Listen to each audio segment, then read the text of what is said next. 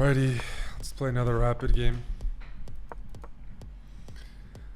Haven't done one of these in a while. I'm playing some terrible rapid chess in my tournament, so might as well get a bit more practice. My opponent looks legit. I checked their profile. Lots of wins, lots of losses. Alright, just the mainline French here, it looks like.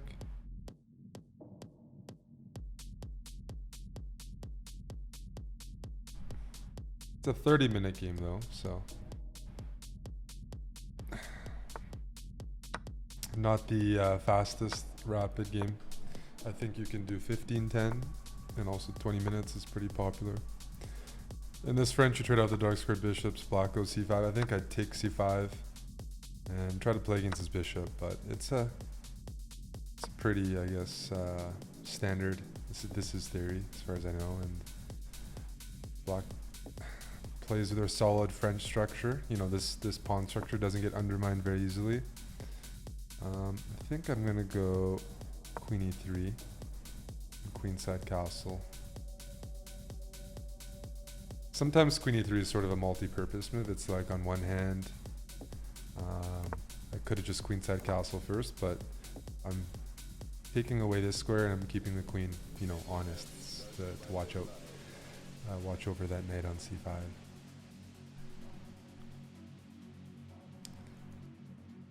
f5 is now an interesting idea, depending on the situation.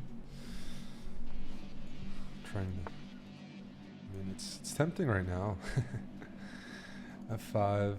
I don't really know what the situation is. I'm gonna go a3 first. Take away the b4 option. I mean, you can play b4, but at least my knight doesn't have to move. But yeah, f5, f6 is kind of in my head. Unless I really think it's good, I don't want to risk losing my center, just dissolving it. Because after f6, everything is sort of hanging. Bishop d3 might be next. Okay, let's take.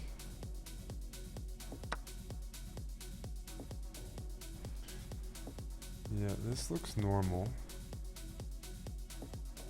which may or may not be good for me.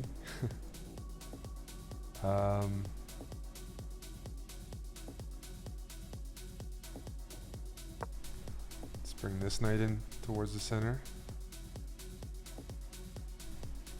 Don't know for sure of a5 if I can ever put a knight on d6. I assume not, but otherwise a5, a4, a3 seems very reasonable to me. Whoa, g6. That doesn't look right. That means when I go h4, I immediately have h5. g6 is kind of surprised by that. I mean, on one hand, maybe he's thinking about bishop b7 and he didn't want f5, and that's probably a fair point. But maybe bishop d7 would be the move. I mean, one reason a lot of people don't play the French is because positions like this are double-edged, but if you mess up once as black, and you can kind of be suffering for the rest of the game. But there's some, you know, it takes a certain kind of person to, you know, structure the game around this bad bishop. Take a bad bishop with a solid pawn structure. It's not for everybody. Now, the benefit is if I don't get any traction going on the king's side, then, well, black is going to get some counterplay on the queen's side without sacrificing the center. I mean, this is still very solid.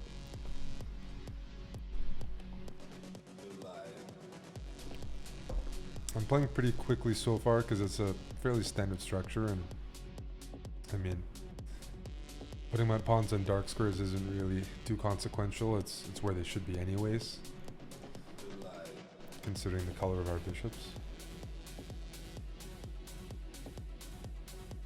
Yeah, I mean, so the question is, at h5, do I play g4? And the point, I'm definitely playing something like g4. Either I'm preparing bishop e2 and g4, or g4 right away. g4 right away. pretty tempting. I don't think black's gonna play h5, but just in case. And worst case is if g4 pawn ticks, I don't want to play h5 for whatever reason, I can still go bishop e2 and recapture with serious pressure coming. If I'm playing black here, I'm definitely gonna play with some urgency, because just a couple moves away from opening up the H file. And when okay, so here, I think what I'm supposed to do here is just take and then play G3 after queen takes. Just in something nice and solid. The reason I want to take en passant is because E6 is a target. And by stabilizing F4, I'm kind of fixing E6 as a target. You know, preventing any E5, G5 type of move. Again, pawns on dark squares, and yeah, I got moves like, you know, rook E1, bishop H3. Still have H5, but I don't need to risk the pawn structure in order to get an initiative. I think I have it anyways. Now bishop D7, okay.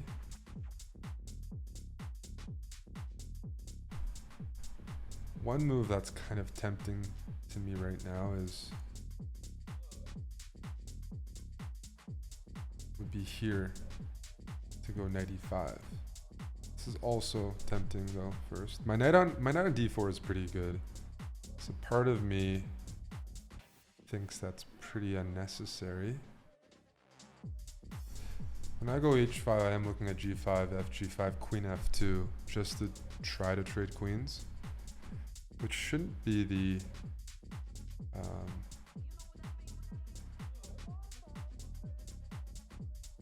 worst to be up a pawn, but allowing a queen trade is not necessarily my preference.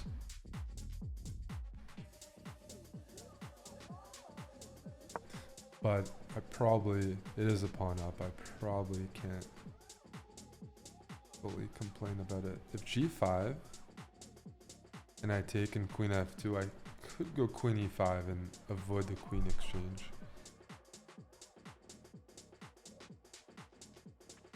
That's one of those moves that, after looking a little deeper, keeping the queens on, and then I'm gonna be, you know, threatening maybe h6, g6 type of stuff, is fairly attractive. Now, one reason I want to play h5, I want to activate the rook, but if I can take here, I mean, then I'm like, g6 is an isolated pawn as well. I'm just creating more and more targets. If we do end up with, you know, a potential endgame. It's a funny looking move, 100%. Didn't expect that. So I'm going to develop, I think, here. Keep it simple. So that in certain positions I can overload the bishop. Yeah, so now I can just take and get what I was trying to go for anyways. The other option here, let's take, open up the H file.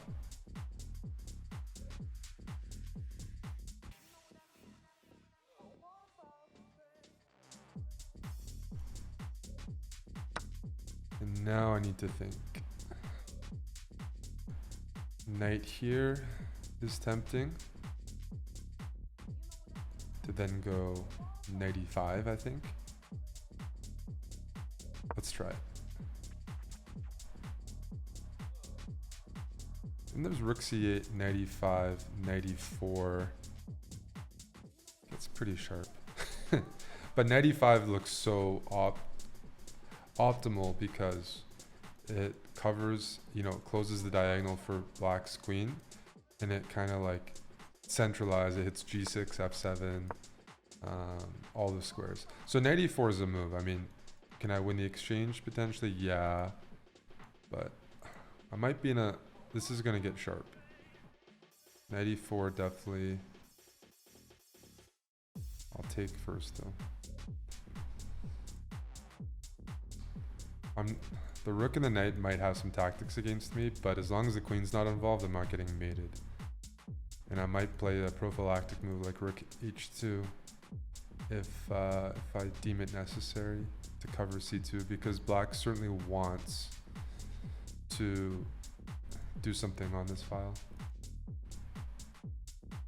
But yeah, I'm kind of arguing that my knight on e5 is rendering a couple pieces useless, and it's going to take quite a bit of time. Well, it might even just be too risky with the h file open to migrate the queen back towards my queen side. So yeah, rook h2 I kind of like because I still keep something on the h file and I overprotect c2. So this was expected. I'm gonna take. I'm hitting that with check. So you don't really, okay, you can do this, but that looks losing to me unless I'm missing something. Can I just attack this knight?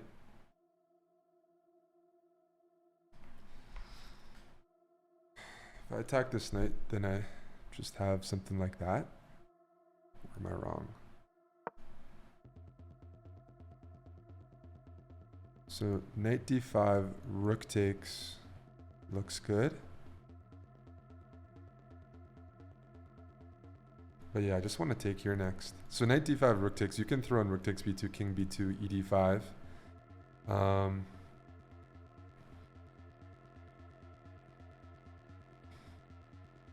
Probably just go queen a7 or something. I'm up a piece there for 2 pawns, which shouldn't be enough. I'm taking this no matter what. Here I can do king takes. Yeah, so this is all pretty forcing. Knight d5, hitting my queen, rook d5, rook b2, king b2, ed5.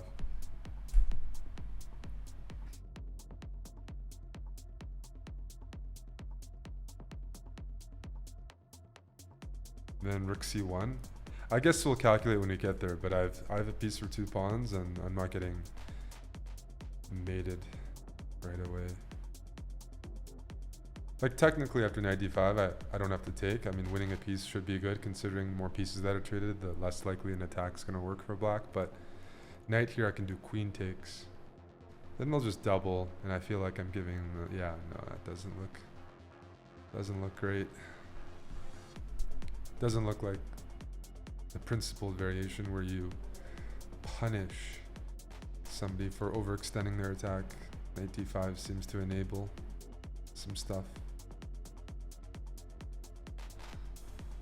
Like enables the rook on c2, which the way I'm playing isn't really possible. So this is all forced. Okay, this is the position we expected. And my knight's pinned, but it's a great knight. My rook on the h file, probably I'm transitioning now to a different type of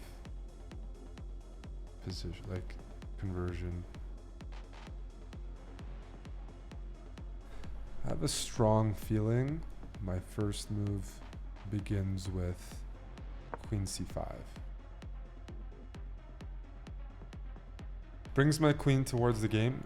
Am I threatening this? Not yet, because my knight's pinned, but I want to take away black's ability to bring their queen into the game.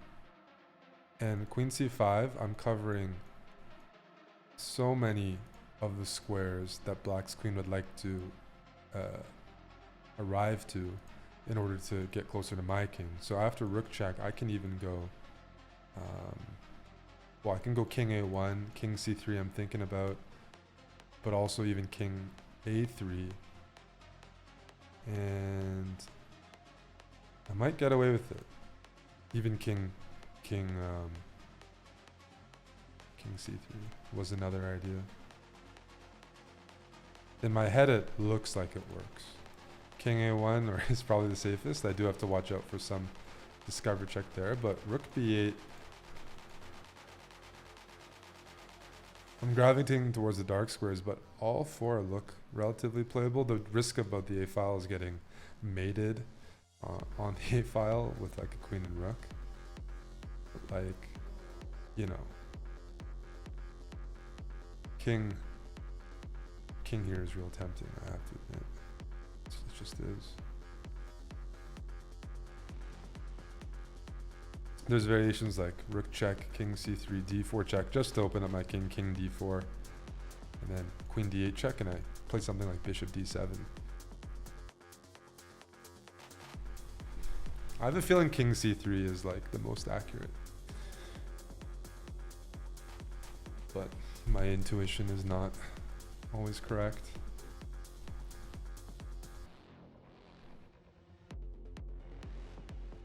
Now, if something like here, then I'm going king a3 in a heartbeat, because then I'm threatening this thing. Probably. Although I guess I could consider trying to trade queens. But king a3 getting out of the pin and threatening that is kind of hard to hard to pass on. Because g5, it's a risky move, but it makes a little bit of sense to try to undermine this. Probably not with the queens on, but it's a consideration. But yeah, I'm going king a3, and I am threatening this. Something like rook check, king a3, I decide to go there. Rook b5, queen c7, and I think I'm still covering all the checks. But there's also something to be said about putting my king on c3, because if the queens get traded or certain positions, my king on a3 or on a1 would be kind of far away from the passed pawns. Okay. Just a resignation. We take that. I do think it's a winning position, but it would be nice to play it out. Something like check, king c3. That's what I was gonna do. And yeah, I was gonna like probably bring this rook in eventually. Even a move like queen c6 was an idea just to force the queens off. Bishop d7, king d4. I was gonna king walk. I mean king d4 next even. But I guess we'll never know. Anyways, though, I'll take that. That was a rapid game and a win in the French defense as white. Hope you guys enjoyed it. Make sure to turn your notifications on. And if you're not subbed, you gotta sub. So I do more of these. Until later, guys. Have a good one.